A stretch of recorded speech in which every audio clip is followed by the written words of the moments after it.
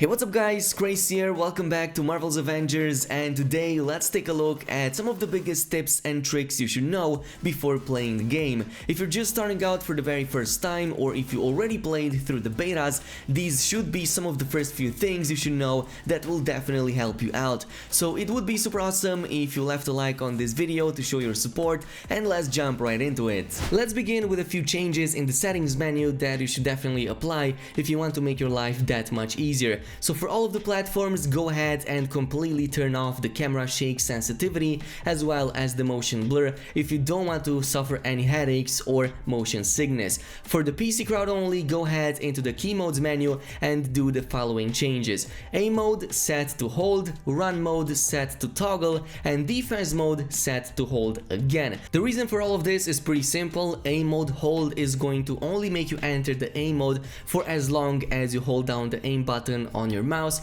Run mode toggle is going to make it much easier to dodge while flying in air with somebody like Iron Man and Thor. And finally, there's two reasons for why I chose defense mode set to hold. First of all, it's because this is also your parry button and you're going to want to time your parries with incoming enemy attacks. And second of all, if you set it to toggle, you might forget about it and this is going to drain your intrinsic power. So instead, you only hold it down for as long as needed to make the most out of it. Moving on to number 2, since this game is all about assembling a team of Avengers, you should eventually focus on maxing out each and every single one of them. Right from the very start, the game already highly encourages you to play with multiple characters, and even the main story campaign will eventually give you control over all of the Avengers as you progress through it. So each of the heroes in Marvel's Avengers feels pretty unique, and the more you upgrade them, the more you realize that each one of them brings something different to the table. So this includes both in their fighting capabilities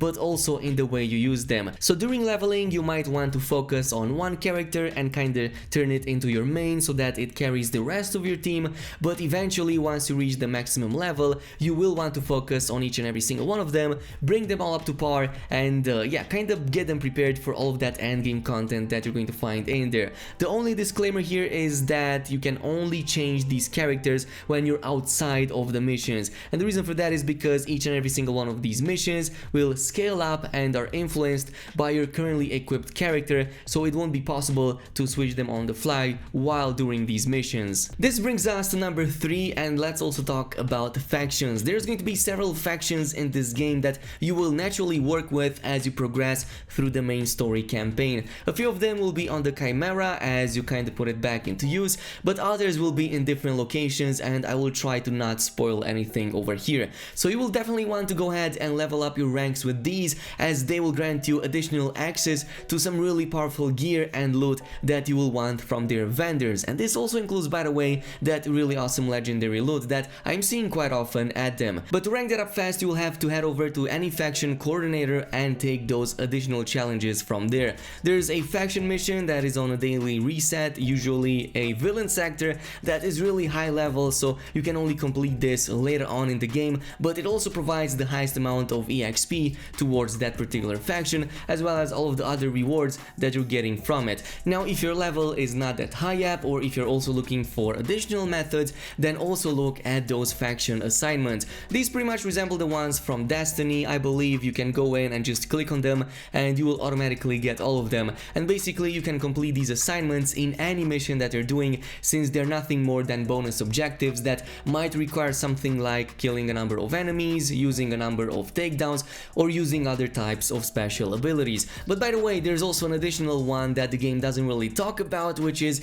NPC rescue objectives that you find in most of the maps out there. So if you go especially in these bigger opened areas, you'll oftentimes see that there's these big boxes that kind of hold NPCs with powers inside of them. So you kind of have to go in and rescue those inhumans by breaking down those devices outside of them, and once that's down, Theo is going to come in and they are going to teleport that NPC away, but you will also get faction XP in the process, which can stack up quite a bit. And once you have leveled up once or twice, or maybe even more than that, you can go back at the vendor from that faction and they will automatically give you some really awesome rewards for each level that you get, which usually includes some crafting materials as well as some gear that will definitely help you early on in the game. This brings us to number 4, and one of the first things that you should learn in this game is to parry parry and dodge incoming attacks. Harm missions are some of the first ones to teach you all about parries and dodges, but all you need to know is this: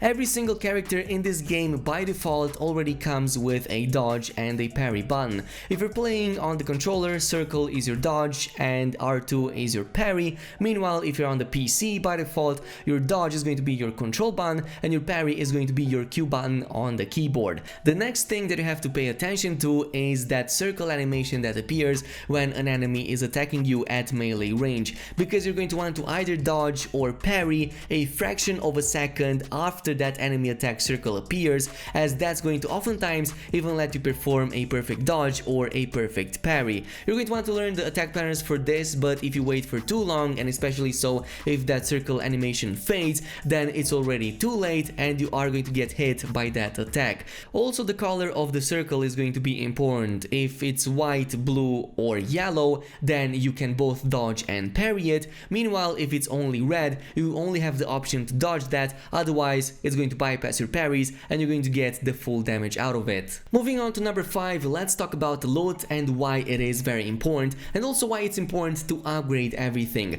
So loot is everything in this game. While the skill trees influence what types of abilities you can use, gear will heavily influence how you use them. Loot can drop from anywhere in this game. This includes randomly from enemies, higher chance from elite aim units, by finishing quests, and guaranteed from chests and other types of caches you find randomly while exploring. Just like in the case of experience, loot also applies only to your currently used hero. So for example, if you play with somebody like Iron Man in one of these missions, you only get loot and XP applied to that character.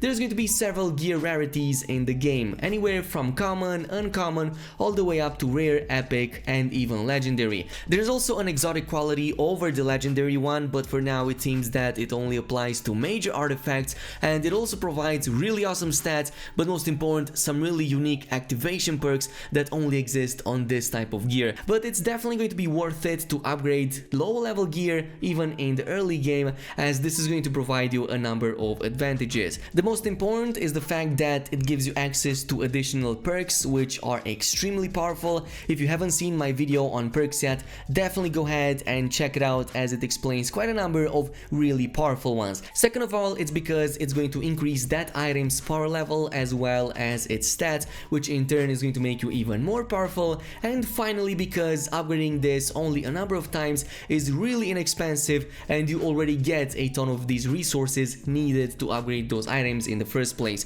And yeah, once you don't need that item, you can simply salvage it and get a part of those resources back to use at something else. Moving on to number 6, let's talk about some of the really awesome early on perks you can invest into that will definitely make you much more powerful early on. So eventually it's true that you will unlock all of the skills in the primary skill page, but in the leveling process you might want to focus on some over the others. So for Miss Marvel, definitely look into that Fists of Justice ability. It's one of the best early on for her, since it provides high damage but also really high stun damage that will destroy those shields and enemy defenses. On the same note, also look into Hulk's Tectonic Fury. I've used this so many times in the past, I'm not going to talk about it too much, but it's also one of the most spectacular abilities in the game that can be tied with all kinds of elemental damage. Then for Iron Man, look for the Whirlwind Tempest. It's a really amazing laser upgrade that has really high range, really high AoE capabilities, but also very high damage.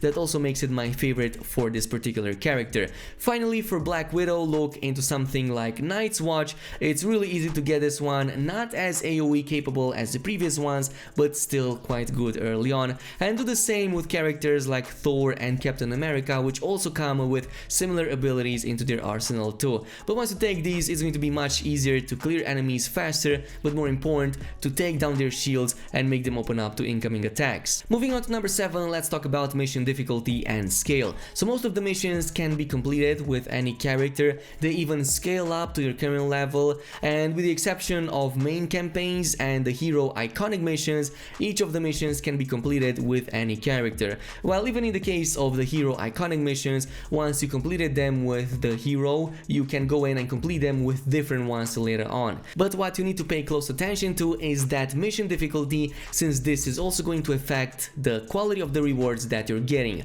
So for example, if you're playing on a higher difficulty like Brutal for the main campaign or the equivalent of Challenge 4 for the side missions, this is going to provide you items that are roughly 10 power levels over your currently equipped character's power level, while the normal difficulty would only provide additional power levels of 2. So this is going to be what you're going to want to do in the end game. You're going to want to play on the highest difficulty so that you can reach that maximum power level of 300 as fast as possible and also get the best gear in the process. Moving on to number 8, exploration is going to be very rewarding in this game. So while in the mission, especially in war zones, pay close attention to large areas and don't skip on any of those side objectives. You can see all of the side objectives by bringing up that tactical awareness mode, and you can do that by pressing arrow up on the controller or V on your keyboard, and you will see all types of objectives. Like for example, you can see these big facilities with door puzzles. If you go in, take down the enemies and solve the door puzzles, you will often open up that door and you will see that there's a couple of chests inside that will provide some really awesome loot. Also pay close attention to something called elite aim units, since these have really high chances to not just provide epic grade loot but also legendary loot, which is also one of the best ways to get that early on in the game. But there's many more on top, like random chests at the top of ledges and at the base of structures, and also NPC rescue missions that you can complete for additional faction reputation that's going to be very useful later on in the game. One disclaimer that you should know is the fact that you cannot go back to these if you progress into the next area, like for example going into the underground facility and whatnot. Even more so if you also finish the last objective, which is basically going to end the expedition and bring you back onto the Chimera. So definitely go ahead and complete these before these points. This brings us to the final point on the list, which is all about completing those hero challenge cards.